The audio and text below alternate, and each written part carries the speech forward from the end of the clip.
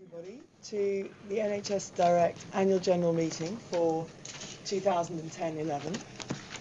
This is the meeting where we approve our annual report and accounts, we look back over the previous financial year, and we look forward to the future of the service. So this is a very important meeting because we are effectively accounting to our members, our stakeholders, our staff for our performance over the past year, and of course very critically to the general public.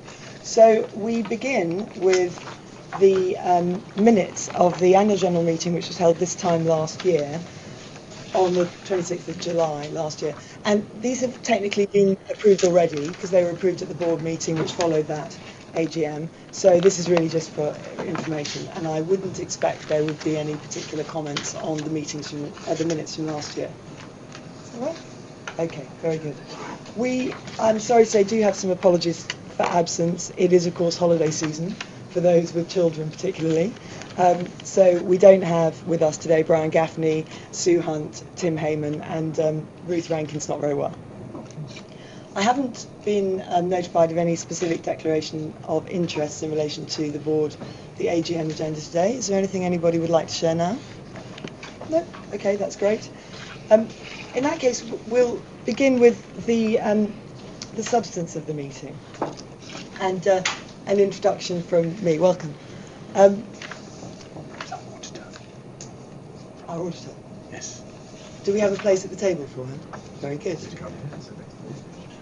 Yeah. Do you want to come? Why don't you come and sit up here? As I'm the audit chairman, it would be nice to hold hands with you. Make sure you say the right things. Very good. Okay. So, thinking about the year that's just been and the year ahead, we are, of course, in a period of considerable turbulence for the NHS as a whole. But within that context, some things remain the same. The bigger forces that shape our organisation are unchanged. We continue to get older as a population. We continue to live with more long-term conditions. We continue to have higher and higher expectations about what the NHS can offer us. And we continue to benefit from new treatments which the various healthcare industries can offer us. So the NHS as we know it, and as has been known for at least 10 years, will be unaffordable going forwards unless we can find better ways to enable people to make well-informed decisions about their health and support them to enable them to look after themselves well, which is what most people want. And the benefit of supporting people to self-care is that the very expensive face-to-face resources can be dedicated to the situations that require them and the people who need them. And that is the business that NHS Direct is in. So supporting the NHS as a whole to move forward towards something comparable to other consumer industries where people are able to look for advice and information and are able to look first of all for support for self-service before they need to rely on others to look after them. So for us in NHS Direct, 2010-11 marked the beginning of a really enormous period of change. So last year the coalition government announced its plans for the national rollout of the NHS 111 telephone service, which for people with non-emergency urgent care needs, which as we know over the longer term and in fact over the medium term is going to replace NHS Direct's 0845 4647 telephone service. We are working very hard already on that agenda. We are a fully compliant and signed off provider of NHS 111, and we're the only organisation that's involved in all four of the pilots. So we're very well positioned to be learning about how that service works and to be able to contribute our unparalleled experience of remote assessment to the development of that specification. And being involved in those pilots gives us an opportunity to work with local GP out-of-hours providers and ambulance trusts, and increasingly we're going to be working with other partners to roll NHS 111 out nationally. 150 of our staff are already busy trained to use NHS pathways and involved in the pilots, and we've handled approaching 100,000 calls on the 111 service already. Something else that's happening alongside the 111 development is, of course, the government's interest in promoting competitive commissioning and introducing greater competition in procurement. We are well positioned for that, and we're also working towards becoming a foundation trust, which is another thing that the government has said, no more NHS trusts. NHS trusts will become foundation trusts or find other forms, and we have approval from the Department of Health and from our core commissioner, the East of England Strategic Health Authority, to move forwards towards NHS Foundation Trust status from April 2013. Thinking about our board, we've had some changes over the past year. We've welcomed some new board members, and we've re-welcomed some existing members in new roles. So on the new board member side, we've been very pleased to welcome Steve Duncan as a new non-executive director and Brian Gaffney as our medical director. And in relation to new roles, Renette Lucroft became our chief operating officer, and Tricia Hamilton became our clinical director and director of nursing. So in the coming year, we have many challenges ahead. We are looking forward to particularly playing an increasing role in 111 and to shaping our services around the policy agenda and, crucially, around what we know the general public, commissioners and the NHS wants us to do. So Nick, I'd like to hand over to you to talk more specifically about the sorts of things we were doing in the last year. Thank you very much. I will be brief, as there are contributions which I think will be more illuminating from a variety of contributors in the remainder of the meeting. So I will restrict my remarks to just a few minutes. First of all, I'd like to commend the annual report itself, which is of course available online.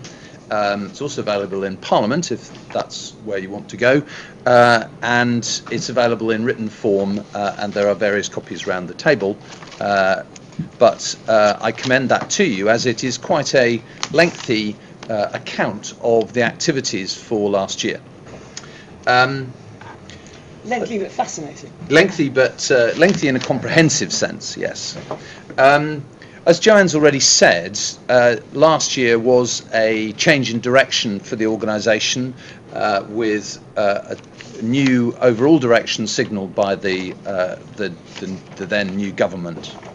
And whilst our work on creating 111 for the NHS has been an extremely important event during the course of last year and a priority, it also remained a priority for us to continue to deliver our existing services, and that's really what I'm going to concentrate on.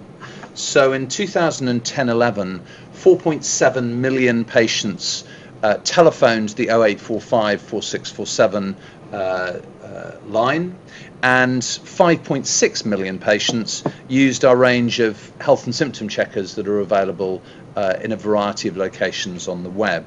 So more people are now initially accessing NHS Direct services online than via the telephone, and that's a deliberate strategy that we've been pursuing over the last couple of years or more. The second point I think that is really important is that patient satisfaction remains high with our core services.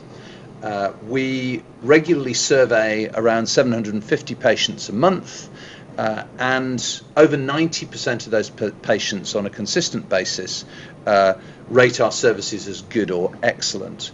We also have a new method of assessing what patients think, and this is one that makes comparisons with other service industries more easy, and it's called the Net Promoter Score, and we rate extremely well on that, indicating that most patients who use us would recommend highly the service to others, which is why it's called a promoter score. Looking internally, we reduced the cost of our services to the NHS in real terms by £11.1 million. And in the era where the NHS overall has to do more for the same amount of money, that contribution back into the rest of the NHS is really an important one. And part of that contribution, part of that cost reduction, was a 28% reduction on a recurrent basis in our management costs from the beginning of the year to the end. So we've been reducing our costs and improving our management costs.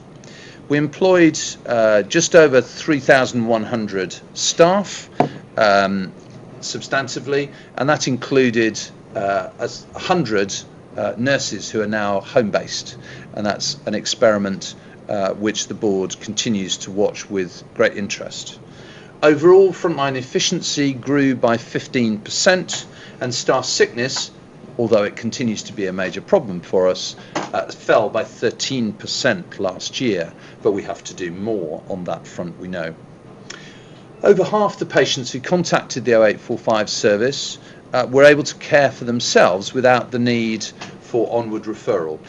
And we ask all of our patients through our surveys what they would have done had they not accessed NHS Direct services, and from that information we know that as a result of the intervention, the assessments we make on the telephone, that we saved about 1.6 million unnecessary GP appointments and 1.1 million unnecessary A&E and 999 attendances, and over 500,000 other face-to-face appointments in the NHS. So what it demonstrates is that by giving patients good, easy access online and over the telephone, it enables patients who can care for themselves to do so without having to go and seek face-to-face care. We also worked in 42 different health communities on innovations to do with remote telehealth monitoring, enabling patients in their own homes to be monitored, and on patient decision aids. There were significant changes internally within NHS Direct that affected frontline staff and affected how we manage services. So we created new roles such as shift managers, team managers, and clinical leads. And these have resulted in a significant improvement in productivity, but there is still more to do to bed these changes in. We took part for the first time in the NHS staff survey during 2010, and the results were a mix of positive endorsement, with staff feeling that they were able to provide a good service themselves, and that they made a difference to patients, that staff felt well trained and competent. However, there were also some more uncomfortable messages about staff feeling isolated and not supported by colleagues and by managers. This has resulted in a range of activities that we're now focusing on within the organisation to try and address the weaknesses that were shown up by the staff survey.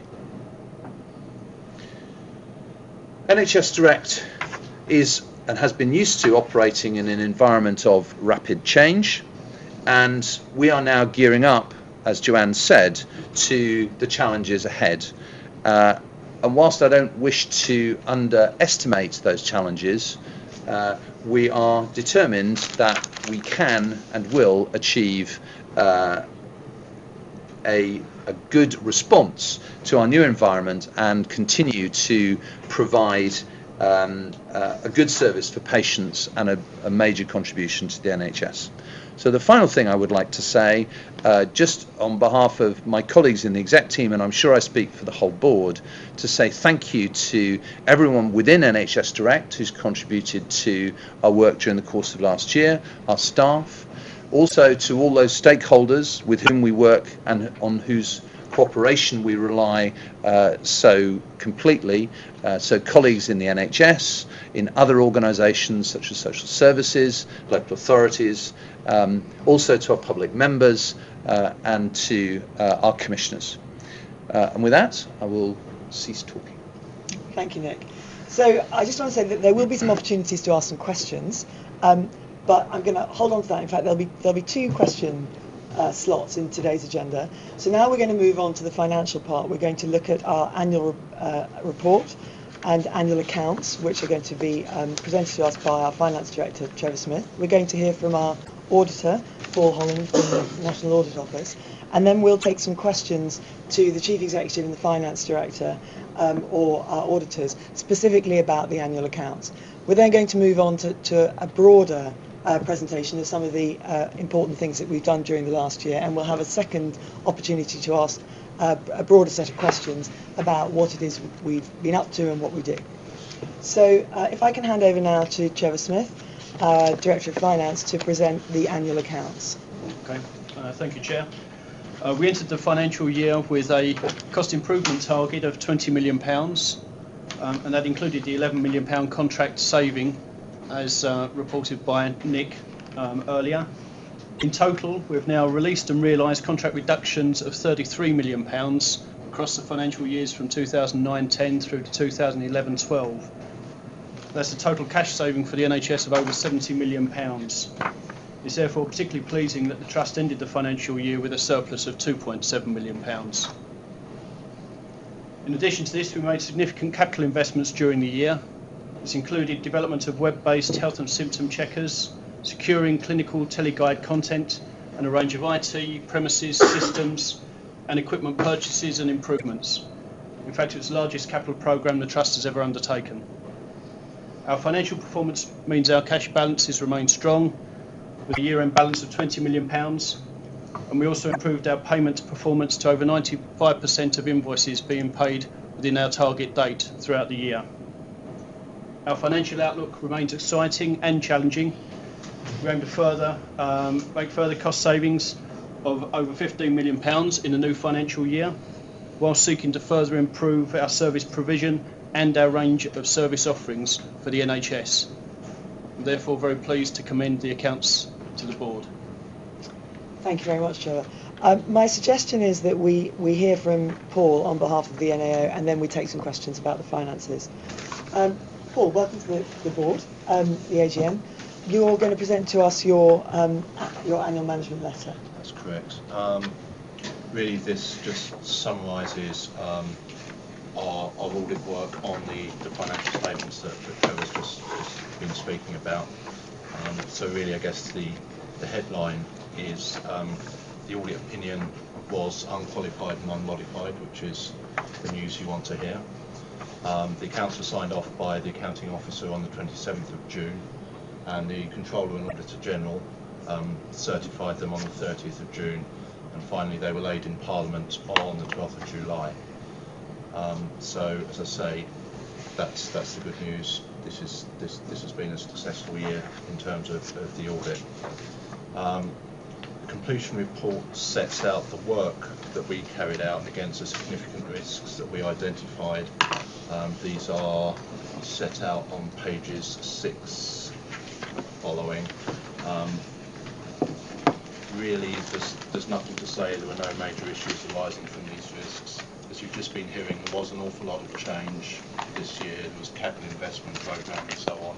There was budget reductions, and despite all these adverse conditions, if you like, they were well managed, and we didn't really have anything to report on those in terms of things that we thought the board and the audit committee should hear about. This report also confirms that there were no issues in respect of the accounting policies adopted by NHS Direct. The annual reports we found to be consistent with the results of our audit and the financial statements, and the statement on internal control, which sets out the risks that you face and then the processes that you have to manage those, was also a fair reflection of what we found in our audit and from our dealings with NHS Direct over the year. We did make 2 recommendations which are on page 15 of the audit completion report. Both of these are minor, and they are a case of enhancing controls already in place rather than some major gaps or something that you need to be worried about. So again, together with the work on significant risks, this is effectively positive assurance. This is a good news story. Again, one of the things we have to report to the audit committee and the board are any adjustments that are made to the draft set of financial statements. The adjustments are on page 17. Both of these are effectively reclassified. Sorry, there's 3 of them. These are effectively reclassifications, i.e. this is something that was in slightly the wrong place in the financial statements. It's not a major issue. Trevor and his team decided that they would actually make these adjustments, but the impact on the bottom line is 0. So again, it's kind of showing that there's nothing really to worry about here in terms of the financial statements. And there was one very small item that was unadjusted, which again was a classification issue. It was something that was treated as a debtor when it should have been accrued income. Now the difference between those two is so minor as to be almost invisible. So again, it gives you an idea of the level of issues that we were dealing with. So really, as I say, it's a positive outcome from the audit, and in terms of the changes and the issues you've been facing as a body, then that's actually quite something to be proud of. So again, just like to underline that fact, and also thank all of you for your help and cooperation through the audit. I think it's been a fruitful working relationship.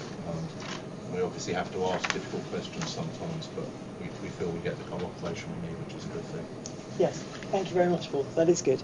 So I think Nick started the ball rolling on the thank yous. This annual general meeting is, of course, an opportunity to say thank you to some important people around the organisation and more broadly. So in addition to endorsing Nick's thanks, I'd like to specifically thank the Finance Department for all the work that's been done on the accounts, the Audit Committee, ably chaired by Peter Catchpole, which yet again has done sterling work to bring this together to a successful conclusion, and to the NAO team. So that this sounds like it's been, as you say, an audit to be proud of. Should be very pleased with this. And now we can open it up for questions to either the Chief Executive, the Finance Director, or the NAO. Does anyone have any questions? Trevor. Thank you, Chair. First of all, I'd like to say how pleasing it is to receive such a positive assurance from the National Audit Office. My question is, when I look at the accounts, our retained surplus has increased by 600% between last year and this year. Last year we had a retained surplus of 448,000. This year we have a retained surplus of 2.7 million.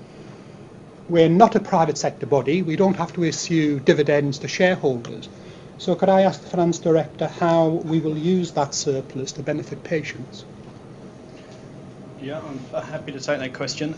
Effectively, as a public body, we're able to retain and use the cash that supports that surplus, and we're able to use that for reinvestment in further service development and improvement. So effectively, that's our dividend, is a way of reinvestment, and it is contributing in part, Trevor, to our capital programme this year. So, for instance, we have some major projects around telephony improvements, the extension of our health and symptom checkers, the launch and rollout of 111 services, launch of our mobile application, all of which will improve patient services. So I'm very pleased to say that we're able to do that, and also fund some facility improvements as well for our staff. Thank you. You happy with that, Trevor? Yes. Great. Peter. Yes. Thank you for your kind words to the Audit Committee. I just would like to say that I do have a great team on the Audit Committee, and I'd like to thank them for their contribution, and we're enhancing that next year with Tim, well, this year rather later, with Tim joining us, so we'll have even more expertise there. My question really is about the cost improvement programme.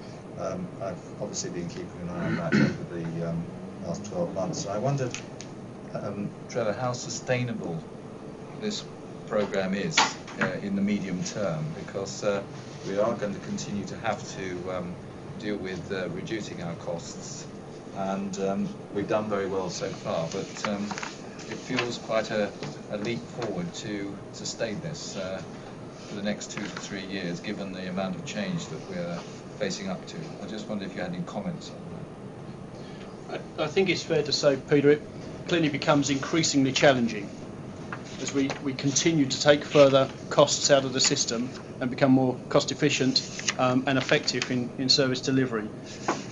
I think one of the key points for me is about having a clearly defined programme each year.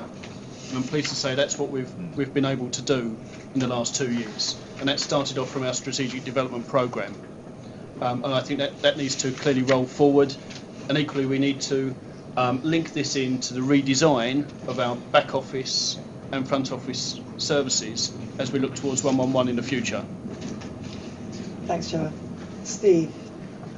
Given the fact that we are becoming more and more reliant on agency staff in our systems, I know that there was a small issue regarding agency staff being logged onto the system. but not actually performing any task on page 10. Has that now been resolved? Nick, would you like to take that? Yes, there was. This was an activity undertaken by one of the supervisors in Conduit, and there was no. First of all, there was no breach in terms of security. So this wasn't unauthorised logging on. This was somebody logging on in order to have legitimate access for the role that they were engaged to do.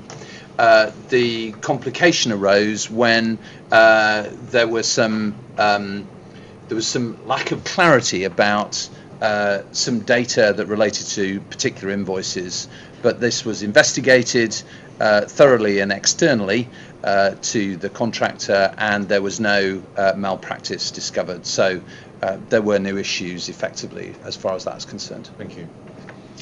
And that was fully discussed at the audit committee. Steve might be reassured that the audit committee took this on board, and it was investigated by the internal auditors, and to the external auditors asked for it to be reviewed, and they were content with the outcome. Thank you. Thank you, Steve. Okay. Any other questions on the annual accounts? No? Okay. Well, let's move on then to something which we began last year, which was to use our AGM not just to approve the annual accounts, but to look in a more holistic way at some of the interesting things that have been happening over the previous year, and to hear the voices of some of our important stakeholders. So the first, and some of the things you'll see today have been created for wider use, so that people who aren't in this room today and who aren't listening live on the web at this moment will have the opportunity to see some of this stuff in other contexts. So the first one of these is a video presentation about delivering 111. As we know, the 111 service is going to be a vital part of the future of this organisation, and very important to patients and the public. So we have a video on the experience of 111 and the benefits it's going to deliver. Nick, is there anything else you'd like to say about that? No, other than to say this will be the first time I've seen it. Oh, excellent. I've contributed to it, but it was in production while I was on leave back today, so I've not seen it. I'll be interested to see the result.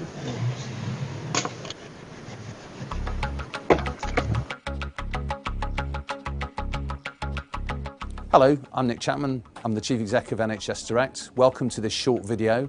We hope it'll be helpful in explaining what's happening with the new NHS 111 service and NHS Direct's role in that. NHS 111 is the new memorable 3-digit number that's being designed to enable patients to access local health services working in an integrated way to provide patients with a response in the event that they need urgent or emergency care advice, but short of life-threatening 999 emergencies, and also to provide patients with self-care advice for them and their families. Well, what we're hoping, of course, is that by phoning 111 and finding out where you should go as a patient, you'll be less likely to pitch up at A&E, and you'll be less likely to phone 999 unless that's the right place for you to go. Hopefully we'll see a reduction in inappropriate and unnecessary attendances at A&E, and a reduction in the kind of 999 call that doesn't require a blue light flashing ambulance. We've got trained both health advisors but also nurses who are ensuring that the advice that is given to patients is clinically sound and validated. The NHS 111 service is really good to work for. It's exciting, being able to help local people. We've got input, so if we think that we can improve the service. NHS 111 is good for patients. It gets them to a care point quicker, it gets them to the correct outcome, and ultimately gets the patient seen by someone a lot quicker. They're using the 111 service primarily for medical advice, whether that be coughs, cold, flu, all the way through medicines advice, burn advice, and as serious as chest pain and things like that. I think the NHS pathway system is really good. We've got the body map, which it helps when people phone up with the symptoms, you can pick on the body map where it would be. I think it'll be good for patients because it'll give them good, high quality advice. If they need to access healthcare urgently, then they would be speedily enabled to do that. If they need self-care advice, and don't need to access hospital or primary care services, then 111 will give them good self-care advice. We've had almost universal acclaim for the service by patients. I think most patients believe it's a brilliant idea to have a 111 number, and the comments I've had are, why haven't we thought of this before? It'll be a more joined up and integrated response and seen by patients as being their local service.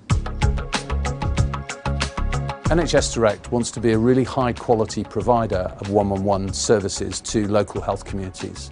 What that means is working with ambulance trusts, GP out of hours providers, acute trusts and commissioners to provide their patients with good access to the right services quickly, but also to provide patients with self-care advice. Our initial model was involving NHS Direct, the ambulance service and our out of hours services.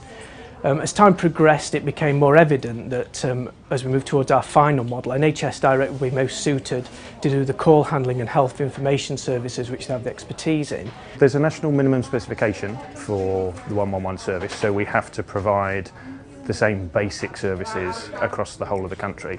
So these will include things like being able to automatically dispatch an ambulance, being able to warm transfer phone calls across to nurses from health advisors if they need to speak to clinicians, being able to send data across to the out-of-hours providers and booking appointments where it's appropriate to do so. So we continue to do all of that across the country. We've worked with local health organisations, ambulance trusts, GP out-of-hours providers, commissioners and acute trusts in 4 parts of the country. We've got over 150 of our staff who are already up and running and trained to provide the 111 service in these pilots. And what we're doing is learning how we can best provide the service working alongside others. The key thing about making a thing work is partnership working. So for example, you've got somebody answering the calls, you've got an ambulance service sending the ambulances, you've got GPs in the wider community during the day, you've got an out-of-hours service who sees patients during the evening, and all of those stakeholders have to be working off of the same page. Well, we think we're best placed to provide these services because basically it's what we've been doing for the last 11 years. We are the only provider that is involved in every single 111 pilot that's live so far. We've got national scale, we've got national coverage, we've got experienced health advisors. As I've been at NHS Direct for a long time, 7 years now, you can pick up things what people are saying, it may be in the background or you can hear in their voice the change when they're concerned. And we do have a lot of training as well, like vulnerable adults, child protection, which also comes in handy because we know what we're looking out for. The experience from NHS Direct relates quite easily to the 111 service. It's exactly the same, it's just a different computer systems. NHS Direct's been delivering this kind of service for 11 years, so I think we're perfectly placed to deliver a really good quality of service to the public, as we are doing now. The biggest things we've learned so far is actually that the teamwork and the working together across the organisations is absolutely key. Well, we've learnt a lot through this pilot. I mean, when you take on a pilot, you do expect to learn and change the service. But one of the key things, I think, is we are delivering patient benefits as we hope to. So patients are picking up a phone, dialing 111, and at the end of that call, they know what they should do next. And that's been a great benefit to the patient. I think that it's early days to be absolutely clear about everything, all the benefits that 111 can bring, but to date, I think we're proving that it can be a success for local health communities.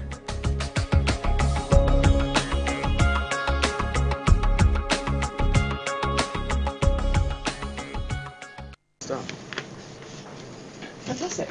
Okay, so you're happy with that, Nick? I heard. Yeah, the staff at the start. So Yeah, the staff on the start, isn't it? That's wonderful. Okay. Well, having had that opportunity to have a bit of insight into the way that what the 111 pilots have been operating, I'm going to hold any questions about that until towards the end of this meeting, and think about having had the staff being the stars of that particular video and the people who are providing 111, I'd like to move the spotlight a bit through to our members, patients and the public, and find out a little bit more about what the organisation has been doing in relation to patient and public involvement activity during 2010-11. And to do that, we have two people here today. David Ford, who's one of our NHS Direct team, and with him we're delighted to welcome Mike Rowlands, who's a public member. So it's part of the extended organisation, being a member, but is also a member of the public. And we're going to ask David and Mike to talk about what's been going on in relation to what NHS Direct's been doing with patients and the public over the last year. Thank you very much, Sharon. First of all, I'll talk a little bit about some of the activity we've done, and then I'm going to hand over to Mike, and Mike will give you the members' eye view of what it's like to be engaged with NHS Direct. So first of all, just a very brief explanation as to why we undertake engagement activity. Hopefully this will be obvious to most people, but we very much value the views and experience of our patients and the public, and within NHS Direct it takes everyone's responsibility to take those views and use them, and use active engagement activities to improve what we do. And this provides a valuable insight to our staff on what our service users' views are. We have a patient-public involvement strategy and action plan that enables us to take a structured approach to how we do this, and we use some of these mechanisms to provide the board through the Clinical Governance Committee with assurances that we are using users' views to improve what we do, and this helps us meet our statutory and regulatory responsibilities around patient and public engagement. So in 2010-11, we've engaged with a wide range of people, but just in summary, that includes patients and carers and users of our services, the public members, the general public as well, so we haven't been exclusive in using public members in terms of the public, but we do also take those opportunities to invite those people to join our membership if they want to. And then we also engage with people who represent groups in the voluntary sector, so people like the RNIB and groups like that who represent specific groups of people. So the engagement activity that we've undertaken is quite far-ranging, and I won't go through all of those, but in summary, we've used the views of patients and the public to help shape our business plan going forward. We've used the engagement activities to improve our symptom checkers, including both our online offering and our mobile applications that we've now launched. We have engaged with patients and the public in formal academic research activity, and we actively use complaints and feedback as well, which we count as part of our engagement activity to improve what we do and make sure that our services are continually improving as we go forward. We also communicate with our public members in terms of providing them with information about what we're doing and the services we're providing, as well as having two-way engagement with them. In terms of the quantity of engagement activities, just illustrates some of the larger numbers of things we do. As Nick mentioned earlier, we do survey the users of our services, and not just our core service, but also other services as well. And I'll talk a little bit about how we're going to be improving those survey methodologies in the coming year. And we also had a very large number of items of feedback from patients, and we always get more compliments than we do complaints, both of which we use to improve what we do. And then in terms of changes that we've made as a result of some of this activity, because it's all very well us doing this activity, but we really do want to use it as motivation and information that helps us improve. As I mentioned before, we've used the feedback from our members to develop a business plan. We've contributed to our improvement plan in terms of reducing callback times. We've undertaken over 1,350 individual actions as a result of complaints and feedback we've received in the year, and those range from service-wide to learning and development activities with individual staff. We've improved some of the patient information that we provide by having focus groups and working with members of the public to improve that information. We've revised the model that we're developing for wellness and telehealth, and we've done actually some particularly good work with groups of patients in the public around developing dignity and respect benchmarking tools, using the Department of Health's Essence of Care benchmarking as the starting point, and we hope to re-audit that in the coming year to see if we've been able to make the improvements that we wanted to. And also we're working with our members to develop new measures for user experience. So in terms of our priorities for the coming year that we're currently in, we intend to use patients and the public to measure, monitor and improve their experience in a wide range of our services, including our 111 service, the core service, callers who come to us from ambulance services and category C callers, improving our patient decision aids, the development of long-term condition service, and continuing to improve and expand our range of symptom checkers. We also want to implement new consistent measures of user experience across a range of our services, and also be able to measure the user experience across the channels. So as people may use our online symptom checkers and then have a conversation with a nurse, we want to be able to measure consistently that end-to-end patient journey and use that to improve what our users experience when they contact our services. Thank you. That's all I wanted to say. I'll hand over to Mike now to give us the members' overview. Right, thank you very much, David. Thank you. Sorry I was late arriving. I feel quite guilty about that because I don't ever like to arrive late anyway, but I did this morning. I'm really sorry. You don't need to worry about it at all. It's delightful to have you here. We're very, very pleased that you're able to get here. I'm going to initially just say why I became a member, why I wanted to become a member, and then I'll go through and say just a few words of what I've been doing. And indeed, David has actually covered lots of the things we have been as a member. I really originally joined NHS Direct because I was very encouraged by the fact you were going to become a foundation trust. And I know there are pluses and negatives about foundation trust, but I'd worked on it from the management end, and I thought it'd be interesting to actually embark on it through the members side. I was then a bit disappointed when the government changed the rules, as they sometimes do, and foundation trust was off, but now it's on again, and I'm really pleased about that, because I do think that one of the real strengths of the NHS is that it needs to, the strengths are they do listen to members of the public, and always have done, but I think to formalise it through a members group is much stronger and much better for it. As David said, I think any organisation learns through its comments, through its complaints, and its praise, and I do think the NHS is a good example of that, and we do need to encourage all members of the public to take as active part as they can. After all, everybody uses the NHS, or at least we assume most people use the NHS at some time in their lives. Going back to what I have actually done, initially I attended some induction meetings at Milton Keynes, which were very helpful, because although I was aware of NHS Direct from when it started, one of its first offices I think was in MK, and I've made a couple of visits there, it was really interesting to sit and understand exactly the process which you operate in, and how important it is to get all the documentation right, how important it is to understand all the symptoms, and how important it is not to overreact, I suspect is the word I'm trying to use. And I think your core handlers, whom I had the opportunity to see and meet some of them, are very, very experienced out there. And it reassured me very much as an individual just how much thought goes into the process. Again, I keep coming back to David. He mentioned the Dignity and Focus Group, Dignity and Privacy project. And I was involved in that focus group within Milton Keynes on that. And I have a great interest in dignity and privacy, because I very much support disabled people, I very much support carers, and I think they're two sectors of the community who actually do need, perhaps, I won't say special attention, but they need access to the services, need to be assisted, if that's the right term. We had several meetings about the privacy and dignity, and I know there were 3 focus groups held throughout the country, and it was really interesting to talk to colleagues and talk to other members about their different life experiences and their different plans and ideas about the way privacy and dignity would improve for people. I know there was a report by David again, so I'll come back to you, who's actually referred to it. One of the challenges, I think, for NHS Direct and for any national organisation is, of course, how to engage fully with all the members. And I'm just one very small member in a very small part of the country, well, a big part of the country, an important part of the country, but I suppose quite small.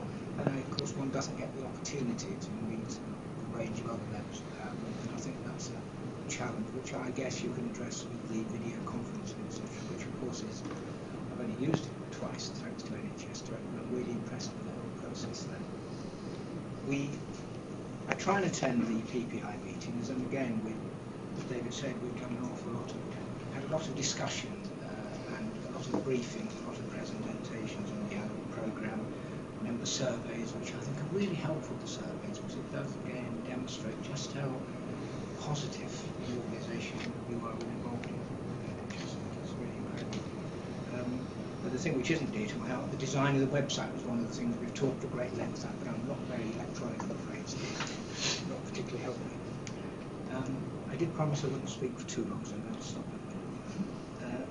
I'm really pleased that we're able to proceed with the Foundation Trust. I'm glad the government came down, I'm glad you're going through the process again. It's a lot of hard work, but it will be worth it, because at the end of the day you will have, I think, a strong board, a strong members' council who can really drive the NHS forward and actually make NHS Direct forward and make it very valuable to people in this country. Thank you, Mike. That's terrific. It's very good of you to come and represent, if you like, the kind of voice of our members. As you and as David pointed out in his presentation, you know, we reach out to members a lot. We depend on members for a lot of the input that we get on behalf of the public, and it's great to hear their voice around the table. As you rightly said, the fact that we have a membership at all, you know, approaching 20,000 members, was because of the original progress that we made towards Foundation Trust. And although that was stopped at the time, one of the great benefits from starting that process was the fact that we ended up with this membership, and that the membership has since then grown and developed, and I think become closer to us as an organisation and added tremendous value. So it's very nice to hear a member voice around the table. Thank you. I'm going to, again, hold questions and move on to our final, as it were, presentation section of the AGM, which is to talk a bit about values. So a lot of work's been carried out internally over the past couple of years, developing a set of values that we can all of us who work in NHS Direct, identify with, and that we can use in relation to the way that we treat each other, the way that we treat patients and the public, and the way that we treat our commissioners and our partners in the wider NHS. And that values exercise has been stepped up a gear in 2010-11, and Jane Corns has kind of come along to tell us what the values work has been done over the last year, and the role of the ambassadors. Thank you, Chair. Good morning. As Joanne Chair said, I'm Jane Corns, Values Implementation Coordinator. I've just did brief introduction, just to let you know. I've worked here as a team manager, shift manager for 8.5 years. And I'm proud to say I actually work here. I work with some amazing, dedicated people who care about the service we provide to our patients and service users. And the reason I really wanted to be involved in the Values Project is that I am actually passionate about our values. They actually resonated with my own personal values, and I wanted to be instrumental in helping them be embedded in the organisation, so we're achieving one of our strategic objectives.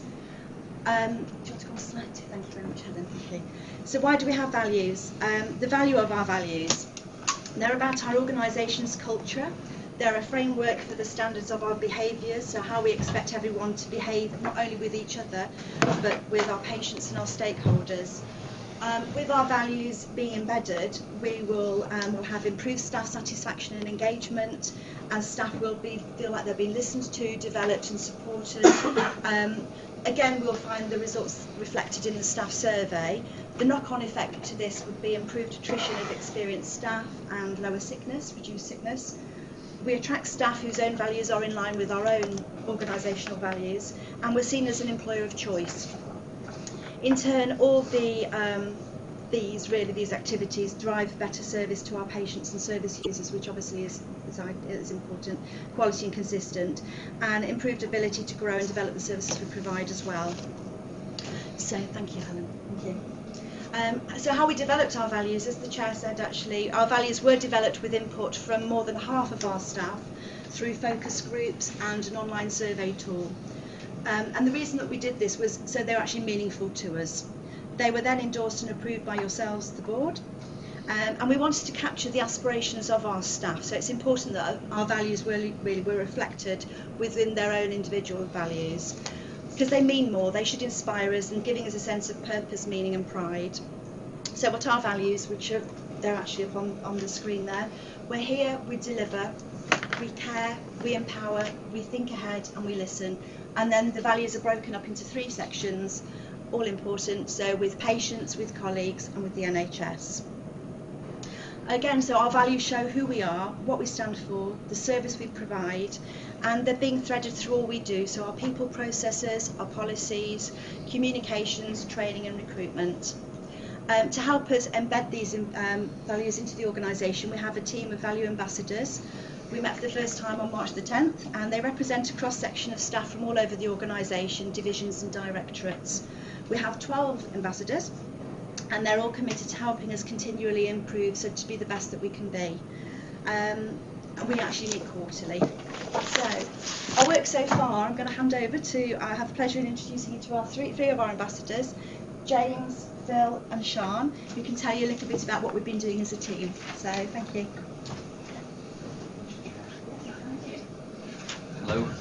James Locke, Health Information Advisor in Nottingham. Been at NHS Direct for about a year now. With regards to the values then, I mean, as Nick was saying earlier, NHS Direct is constantly changing because of the nature of the organisation, and it has to due to the ever-increasing public demand for health and health information services. I became a values ambassador because I feel as though in order to continue to operate at an acceptable level, the proposed values must be imposed into absolutely everything it is that we do. I feel as though they are directly relative to optimising the service for staff, patients and the wider NHS in general, and should provide the framework for us going forward. As values ambassadors, we've discussed and actioned a variety of issues and continue to do so. So just to give you a bit of an idea as an example, the current system in place for swapping shifts between colleagues is troublesome at best and costs the organisation time and money. So we've come together to conceptualise a shift swap system that would enable colleagues to, from the same staff group, to swap their shifts nationally, which doesn't really sound like much, but with the time saved, not having to scroll through hundreds of unnecessary emails, with staff being able to work the shifts that they prefer, and freeing up the time that management currently spends authorising all of the swaps, the system will in turn improve access to the service for patients, increase productivity amongst staff, and enable managers to deal with slightly more pressing matters. So I think it's a good example of embedding our values in what we do. We're here, we care, we think ahead, we listen, and in focusing on our values and the ways in which we can actually make them a reality within the organisation, I feel as though we can identify the changes that can be made that, however small they might be, will continue to improve NHS Direct in any way that's possible. So that's my bit. I'll hand you over to Phil. Thank you, James. Hot seat. Get out quick. Yeah. Okay, thank you, James. My name's Phil Spate, and I work within the Service Performance Centre in Wakefield and have done for the past 3 years. Not only are values important to frontline staff and our patients, it's also important that we do look at our back office and our management and ensure that they live our values in the same way. Now, to help us along our way here, we're going to look at our own department and the values, and I'm in the process of pulling together a workshop at the moment which will highlight the importance of the values and show them how what we can do as an organisation to promote them. So since being the values ambassador, it's really opened my eyes, and I found myself living the values as opposed to just promoting them within the organisation. We live them on a day-to-day basis at the moment, so it's really good. A great example would be how I would normally handle emails or handle a phone call would be not necessarily different but enhanced, and look towards my colleagues and who I'm speaking to, who I'm emailing, just to have that awareness and the perception to like sort of just give that little bit more. Seems like such small changes in my work life, but I found that they make such a big difference, and I'm sure they will do going forward. So I think I'm going to hand over now to Sian into the hot seat, so thank you very much. Thank you, Phil. Thank you. Hello, my name's Sian Robbins. I'm a team manager. I've worked at NHS Direct for 10 years this year. I'm a values ambassador because I strongly agree with the values, and I think of them as a set of principles which guide how we should be working. I think the values are important because they're at the core of everything we do and everything that we're working for. They are our goals, and during these challenging times they bring all staff together as a team to reach them. Since becoming a values ambassador, I've been privileged to work with a multidisciplinary team working together to support staff and the organisation in delivering the values. I've held team meetings where the values have been discussed, ideas for improvement have been suggested, and feedback on what we do well has been given, and the feedback from these meetings will be shared amongst the ambassadors and will, I'm sure, help to shape future meetings and projects. Tomorrow, I, along with some other ambassadors, will be attending a work group to focus on recognition. This is a project that I strongly believe in and I'm very proud to be a part of, because we'll be working on how we recognise or say thank you to our staff who, through their hard work and dedication, we are able to continue providing this valuable service to the general public. So I'm going to hand you back to Jane now. Thank you very much, Sean. Back in the hot seats. As Sean, Phil and James have actually shared with you, we've been currently involved in the initiation of a recognition programme, a shift swap process. We've also been invited to help with the 60-minute appraisals on quality assurance. Moving forward, our work continues. We have recruitment work with values incorporated and reflected throughout the recruitment process, so applicants know our values before they actually join, and then they're actually going to be looking at including them in the interviews, scoring and appointment, including them in our induction programme, and then throughout their employment with us. Also, as we've been discussing, over the next 2 years we'll be going through dramatic changes, and staff engagement is critical, even more so during times of change. So some of our value ambassadors will be involved in ensuring we have a successful change programme, being change agents, helping with visioning, imaging, demonstrating, coaching, promoting our change. So thank you very much, Chair. We have lots more planned, so this has just been a snapshot today. Very good. Thank you so much for coming. Thank you. This and for sharing your experiences and giving us a tantalising glimpse of the more work to come. It's another opportunity for me to say a few thank yous in the last 3 presentations. So, first of all, to those who've been involved in the 111 pilots, which have been, I think, an extraordinary challenge for us, that people have really stepped up on that, and that they know, people who are working on 111, that to a great extent the future of our service is in their hands and is going to be affected by the work they're doing now. So we need to thank them. We also need to thank some of the people in the background. So we need to thank our public engagement team for the work that they do, and our public members for bringing that outside-in perspective to help us improve our service. And again, stuff that goes on, not always visible to the public, but to the values work. And to thank, it's an opportunity here to look at you and to see you as representatives of the wider group of values ambassadors. And I am convinced that embedding those values into what we do will be one of the things that makes us a really first-class partner on 111. So they're going to distinguish us as an effective competitor for 111, the fact that these values, which we've been talking about, are embedded in the way that we work. So thank you very much. We have got some questions from members and members of the public. But before I turn to those, is there anybody around the table or in the room who'd like to ask us a question about the broader work that we do, about any of the presentations you've heard, about the video, or about what we might be doing in the future? Steve. Well, first of all, can I thank Jane and her colleagues for what was a great presentation on values work. And I think a number of things ring true. One is the fact that you have engaged with the team throughout the UK to actually come up with what these values should be, and I think that's really critical. And secondly, the work you're doing to improve performance and as well as staff satisfaction, and hopefully reduce things like sick leave. Exactly, I think it's commendable. So can I just ask, in terms of the implementation and the embedding within the organisation, I'm not quite sure who to ask this question to. Is there a programme which is saying we are now going to make sure that these are embedded quite substantially? Roger. Steve, it's the values plan is now part of the effective organisation programme, which is part of the operating design model of the Our Future programme. So it's tied into the Our Future programme work. So that's where it sits. That's where it's where the KPIs are, and that's where we'll be monitored to ensure that we continue with the work. Great.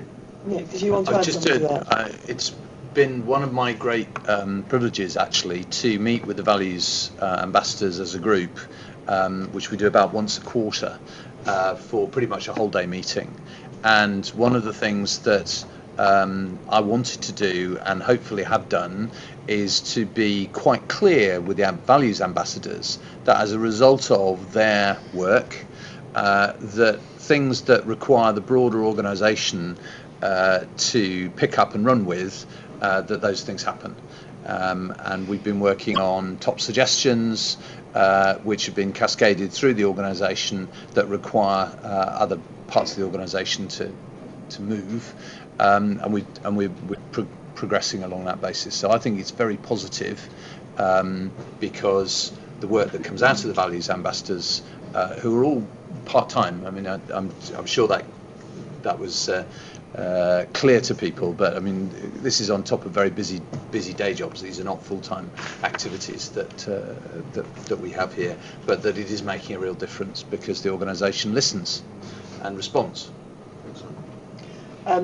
Just before I come to you, Louisa, I mean, I think that really underscores the importance of the 2 points you raised first, Steve, which is that the values were developed inclusively and are being applied practically. And those are the two things that make this a strong programme, I think, and one that's going to have a real impact. Louisa.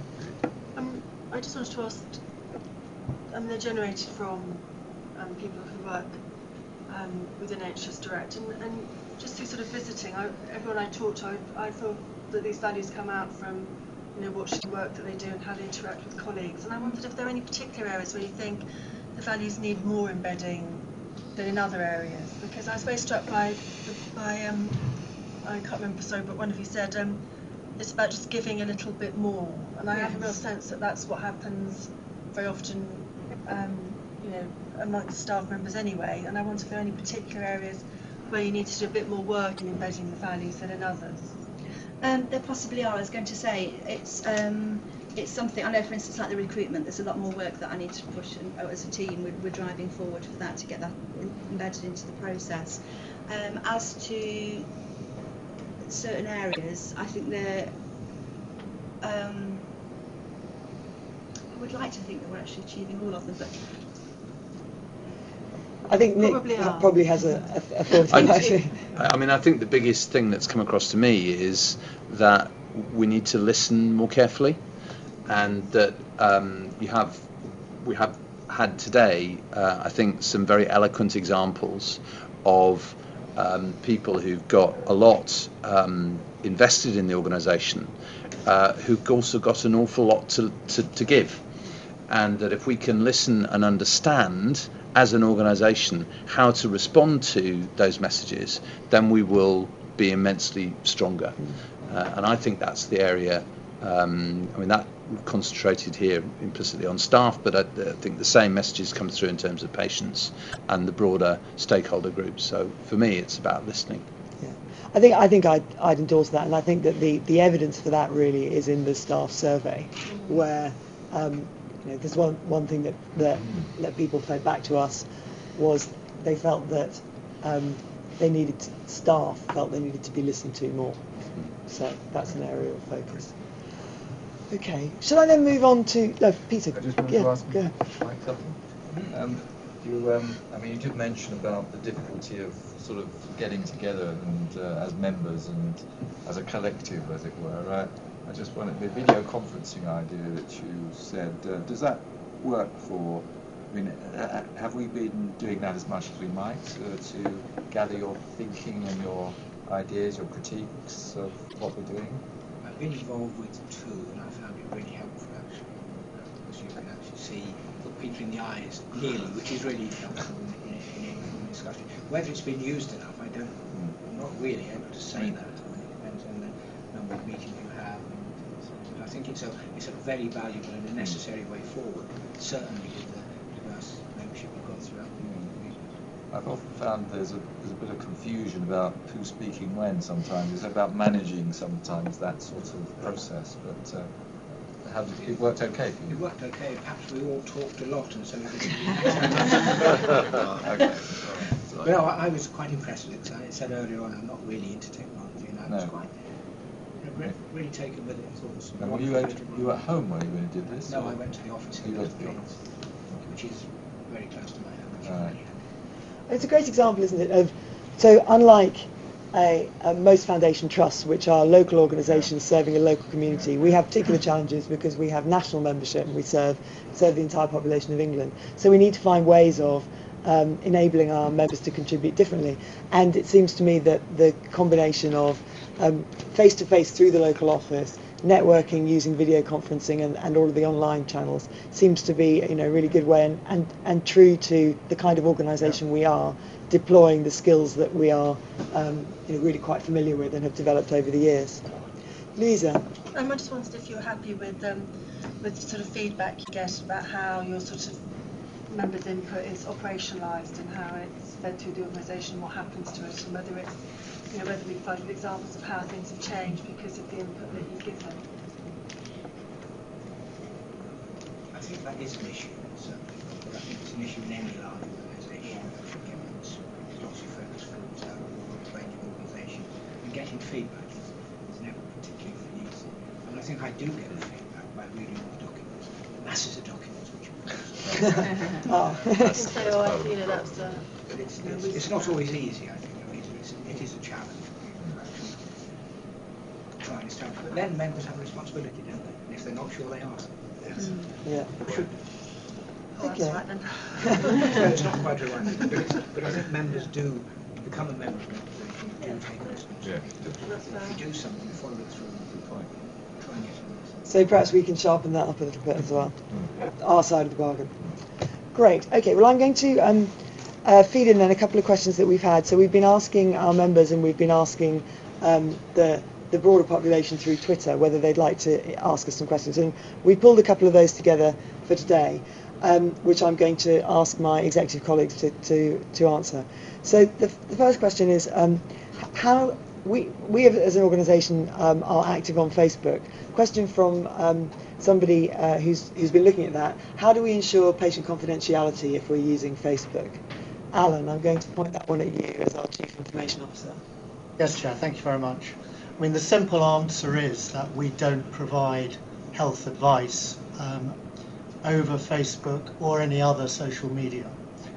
Currently, what we use the social media for is for promotion of our services and also for obtaining feedback from our service users and patients.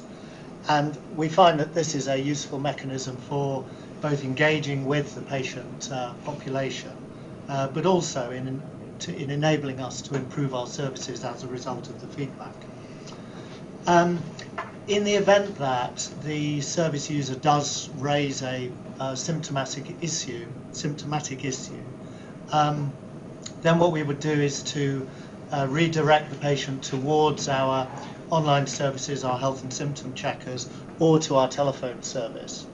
And I think that's an appropriate way in which those sorts of questions are handled. In future, we may decide that we do want to offer an entry into our services via the social media channel, and under those circumstances, similar to the way that we have with our use of third-party websites for access to our health and symptom checkers, we would then, of course, make sure that we held patient information and any advice given in a confidential way and under appropriately signed off terms and conditions. Good, thank you, Alan. So I guess the message is yes, we're, I hope, quite innovative and open in the way that we use the various new media channels that are available, but we would never compromise patient confidentiality in the way that we use them. Okay, thanks very much. Another question that we had was about how NHS Direct staff support patients and callers who are deaf or hard of hearing, and I'd like to point that one at Renette Lucraft, our Chief Operating Officer. Thank you, Joanne. I think that the first thing we should say is about the ability to communicate well is a key attribute that we seek when we are recruiting our staff, when we're giving them the initial training, and also through the quality audits that we undertake with our staff. So this applies equally as well to those who are hard of hearing and deaf, and less so to the deaf people, but to all of our patients that use our services. But what we also pride ourselves at doing at NHS Direct is developing very inclusive services, so we make sure that all of our staff are given a thorough grounding in equality and diversity issues in their initial training, which is followed up with subsequent coaching and training thereafter. We do provide our services via a multiple channels, including having a text phone service which is available for the deaf and the hard of hearing and those who like to use it. But as Nick said earlier, we are now having more of our contacts with our patients through non-voice-to-voice channels, through our web services and our mobile apps, and those services are of course equally available to those who are deaf and hard of hearing as to other parts of the population. And last but not least, when we are considering how we might improve all of our services, we do undertake what we call a quality impact assessment, so that we can make sure that the principles that we hold true of being accessible to everybody are built into the service design and any improvements that we might make. Thanks for that. That's great. So moving on, Mike talked earlier about having visited Contact Centre and having been so impressed by the quality of service provided by our health advisors. And we've had a question which is, what kind of clinical or medical training do our health advisors get? And I'd like to pass that one to you, Trish, as our Chief Nurse and Clinical Director. Yes, thank you, Joanne. We first of all recognise many of our staff when joining the organisation do not have a health background. So we particularly focus on, in our recruitment process, recruiting people with the necessary skills where they would be able to use the communication skills Renette's just referred to help assess people, which sometimes can be in quite stressful or urgent situations. So recruiting the right member of staff is really important. Then we run a comprehensive training programme when a new member of staff joins our organisation as a health advisor. Their induction programme very much covers some of the clinical aspects we believe that skill set would require to undertake their assessment of patients safely. And last but not least, we have a comprehensive accredited software system which supports our employees going through a clinical assessment to help our health advisors bring about a priority to that call. The health advisors are not there to diagnose, they're there to assess the urgency and the level of assessment that is required. So the software actually supports them in doing that. And finally, our core review process, where we assess our staff on how they undertake those assessments, also helps us and guides us in our learning cycle as to what additional things they may need further training on in order to safely assess patients and deliver a safe service to our Thanks, patients. Trish. That's great. Okay. And I have one more question which I'd like to put on the table from outside of this room, which is quite a broad question about how we in NHS Direct measure and communicate the impact that our service has on the broader NHS. And I'm going to ask Susie Ramroot to answer that question, representing Ruth Rankin, who's not very well today. Susie. Yep, thanks, Joanne. So we have an independent research company that surveys willing callers up to 2 weeks after they've contacted the service.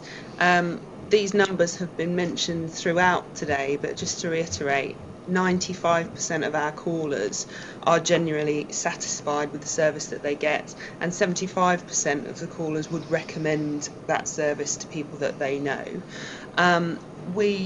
One of the key KPIs here is that we are reducing the demand on other services, generally face-to-face services, by taking away the demand that could be handled in a remote situation. And Nick's already mentioned these numbers, but 1.6 million inappropriate visits to GP surgeries is one calculation of value of our service. 1.1 million avoidable A&E and 999 contacts, and over 500,000 visits to other healthcare professionals. So it's a significant demand that we're reducing with the service. In order that we better communicate what we are doing to a more broad audience, we have got a pack around our value proposition that we are sharing with GPs, GP commissioners as well as existing commissioners, and our service development teams are communicating that nationally at the moment. Obviously we also publicise our contributions through the annual report that we've already covered today, and quarterly through our members' newsletter. Thanks, Susie. Okay. Well, getting to the point where I want to pull the meeting together and finish off, I'm really glad that we've been able, in what can often be quite a dry AGM situation, to bring a sort of diversity of voices around the table, both on video and by having the people who've taken the trouble to come and visit us and be here today. I think that's just been a fantastic thing and makes our AGM, I think, considerably more meaningful and interesting than it would be if you weren't here. So thank you very much for that. And it's my opportunity to thank the broad contributors that of all the people and groups who have contributed to the work that we've done over the past year and who are facing with us the challenges of the future. So thank you everybody for coming to the meeting today. I'm glad that we are, again, this is the second year we've been able to do this. We're streaming this meeting live on the web, and it will be available on YouTube for people who enjoyed it so much that they want to listen to it again. And I'm going to close the meeting now, and we will reopen with the public part of the NHS Direct board meeting at midday for anybody who would like to stay. Thank you very much.